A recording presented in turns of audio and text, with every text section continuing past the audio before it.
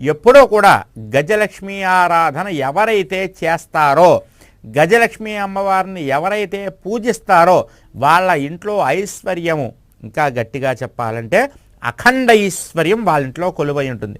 అందుకని మీరు చేయాల్సినటువంటి పని ఏమిటయ్యా అంటే, మీ ఇంట్లో ఎప్పుడూ కూడా 2 ఏనుగు బొమ్మలు ఉండాలి. చూసుకోండి, జాగ్రత్తగా పట్టుకోవాలి నేను మీరు చెప్పేది. ఏనుగు బొమ్మలు, తెలుపు రంగు ఏనుగు బొమ్మలు 2 ఉండాలి మీ దగ్గర.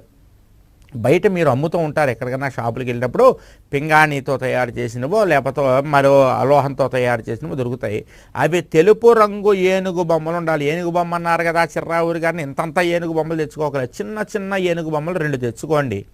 మీ పూజ గదిలో సింహాసనంలో మధ్యలో లక్ష్మీదేవి ఉంటే కనుక ఆవిడికి ఎదురుగా అటు ఇటు ఈ ఏనుగులు 2 కూడా తొండం ఎత్తి సువర్ణ కలశంతో ఆవిడ వైపు చూస్తున్నట్లుగా ఉండాలి. అలా